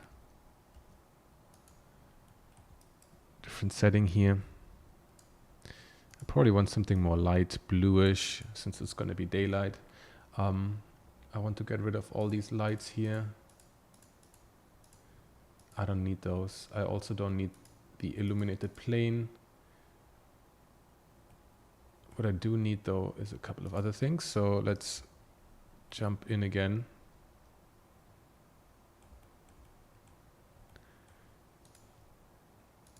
And the volume is a bit more bluish now, but that's gonna improve right away. We can leave that billboard in there. I want to go into the world setting. Duplicate that as well, and then I want to add an HDRI. So I go to environment texture, plug that in, and open an HDRI I've prepared. There's a lot of HDRIs which you can use. There's, for example, HDRIhaven.com, where you can get tons of super high quality HDRIs. Okay, so I have a bit of an issue with the fog volume here, but it's okay. For the daylight, I'm just deactivated it for now. I'll check later again. So I loaded in the HDRI, which is just like a generic daylight city scene with maybe like a lower standing sun. To add to the lighting, I want to add a sunlight.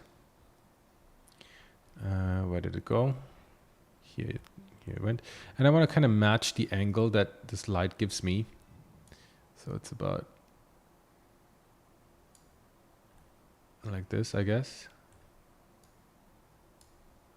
So I have the handle in there. I want to bump it up a bit.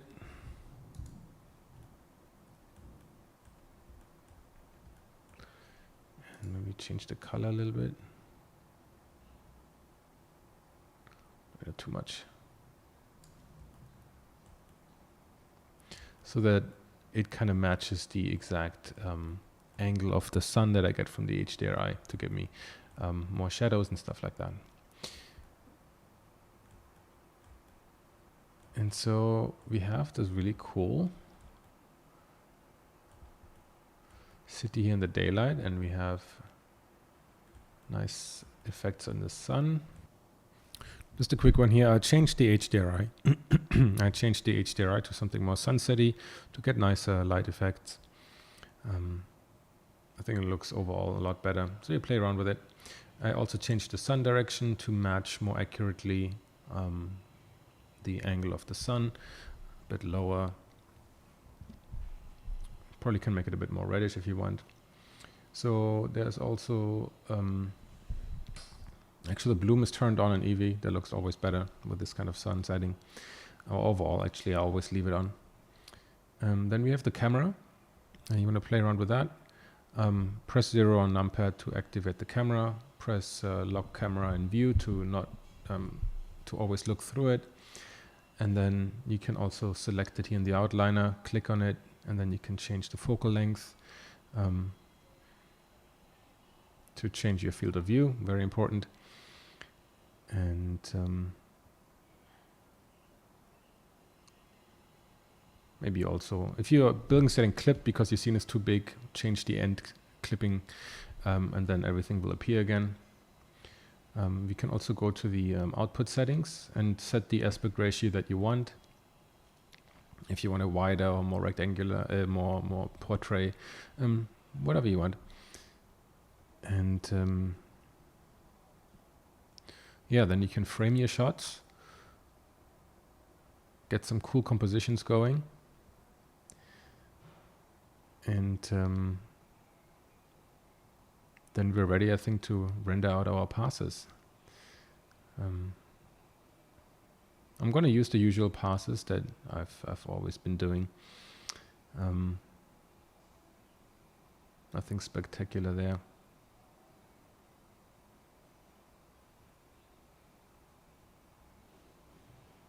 Really nice to get all these reflections in here. You can brighten it up if you want. If you don't like the dark, you can always add a different kind of color to the base color, maybe a bit more bluish or whatever.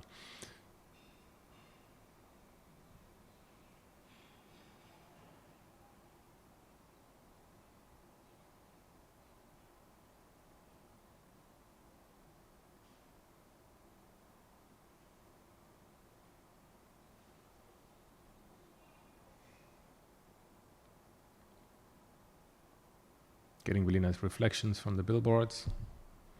So if you add a lot of the billboards, I think it's going to look really interesting.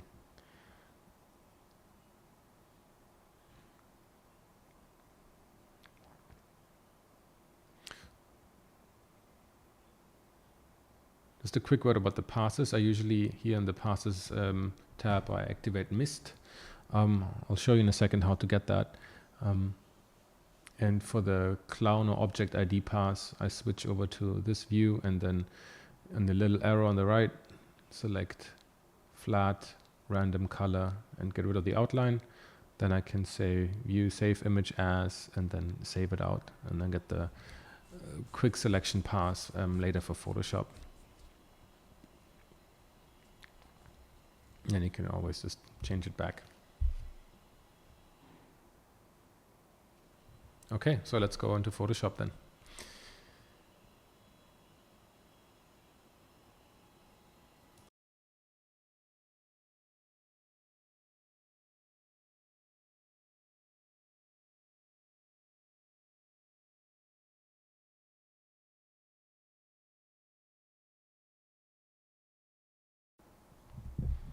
Just a really quick one here to show you the render image, the render. So you click on F12 or render image, and then you get the image after a few seconds with Eevee, and then up there in the right corner you can select the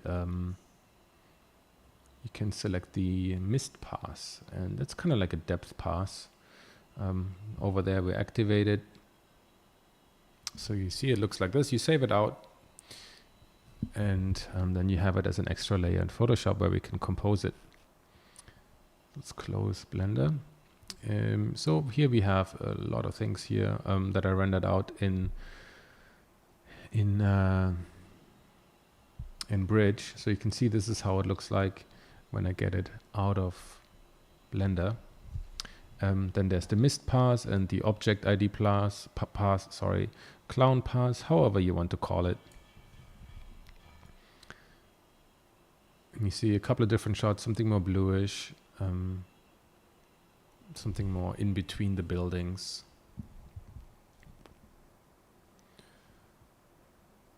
Something more downward looking. Here accidentally the stuff on the texture on the rooftops looks kind of like snow, which is interesting. We can leverage that.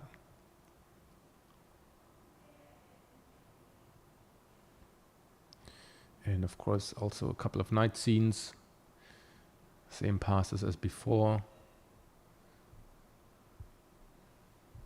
Something more graphical, something more simple. Okay, so we'll probably look at 2 or 3 images because it's the same technique all the time. So you can see I brought it into Photoshop, and that's how it currently looks like. Nothing applied. So the first thing I did is I actually went in and cut out the back. You can do that via the ID pass here. I also like to adjust the levels so that I can more easily select the different layers more easily with the Magic Wand tool, and then I've simply cut out the skyline and put something behind it, and quickly cut out the foreground images as well. The foreground buildings. So you see, I can quickly, with the depth pass, select certain buildings depending on how fine I set my threshold for the Magic Wand. And I added a little bit of fog behind so I can see the buildings better. Painted over some some render errors.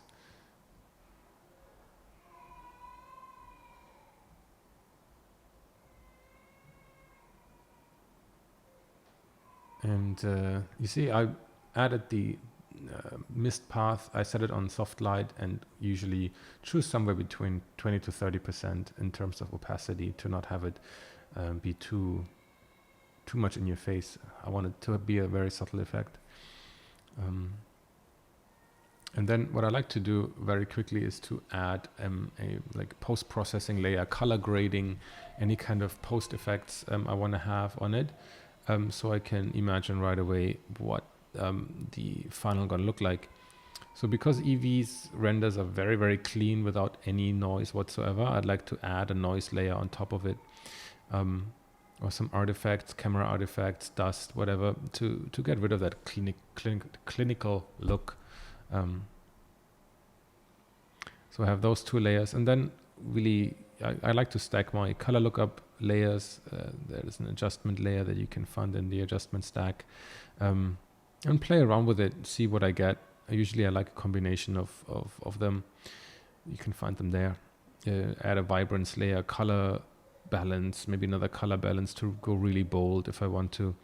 And then at the end I'll add maybe like a vignetting layer. So it's just like a multiply layer where I go in with a gradient tool and add some like darkening around the edges. And yeah, so that's I usually use some kind of variation of that for pretty much all my images.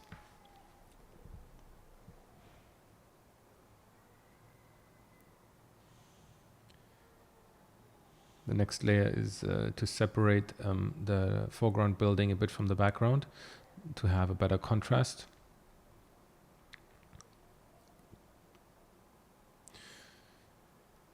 It's always good to have these kind of isolated parcels of fog and not only have such a uniform layer of fog. That makes it more interesting if you can reveal and hide certain areas.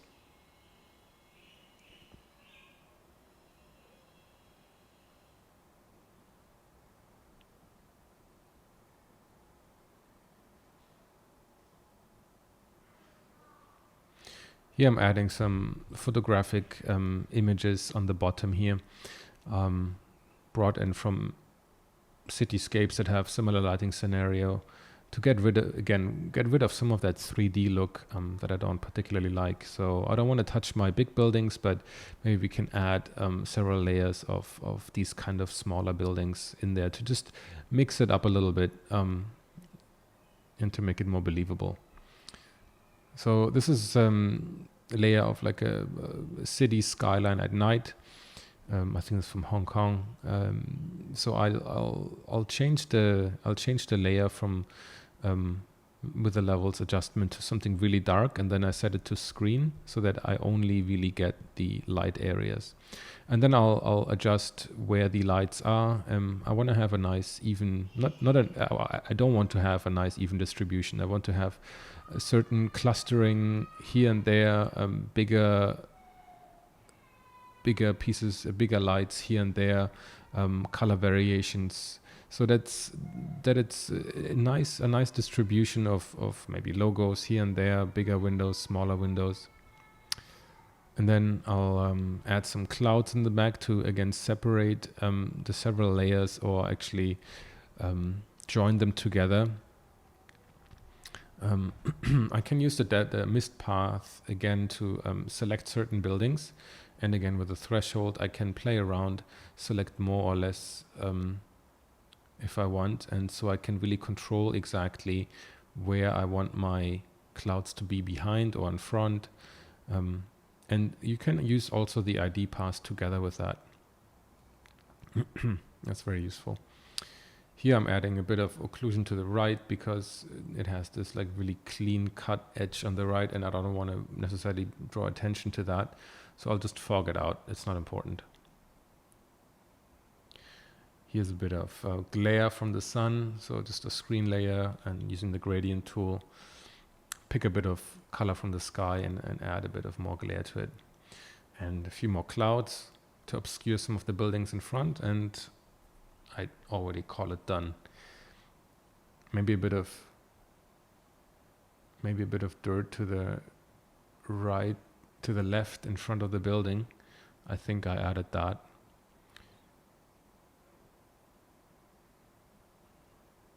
Yeah, here, and that's it.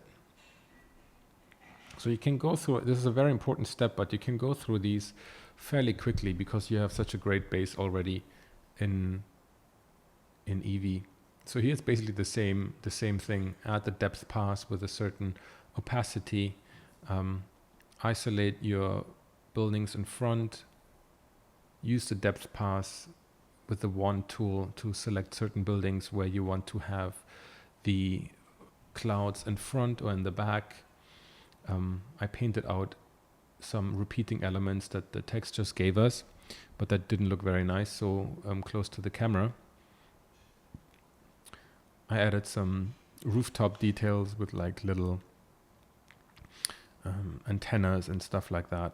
I duplicated my layer with the lights and just skewed it a little bit and rearranged the lights, but other than that it's the same. The depth pass and the object pass make selecting all these things really, really quick and easy. You don't need to use the cutout tool, the lasso tool at all.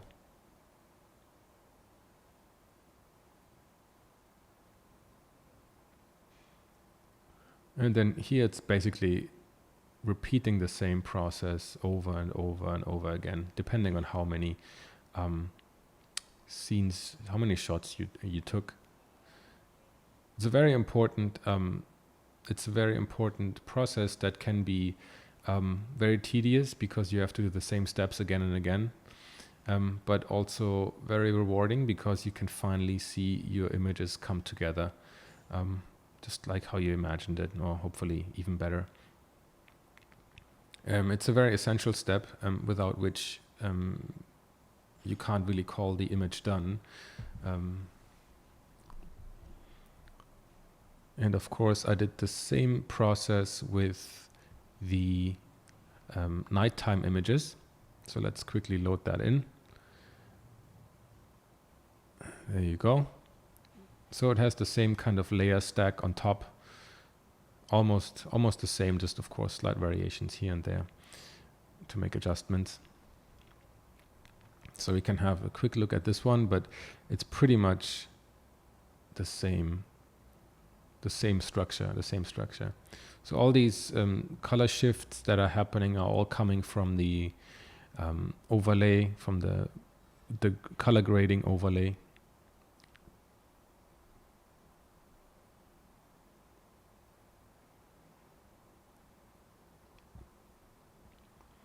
It's like somehow the fog gotten like reddish fringes, which is pretty cool.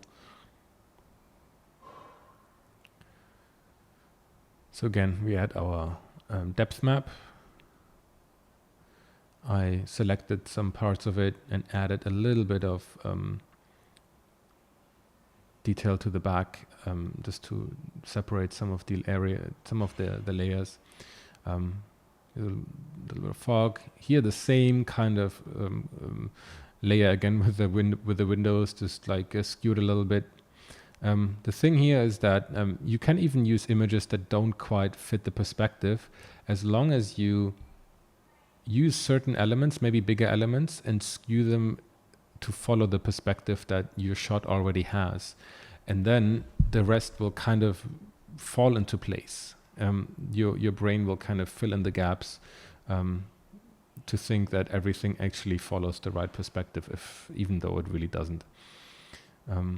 Another separate duplicated layer with an inverted mask to add these things on the buildings in front, and again skewed around. Find a nice distribution, a nice rhythm. Don't put them everywhere evenly. That doesn't look good.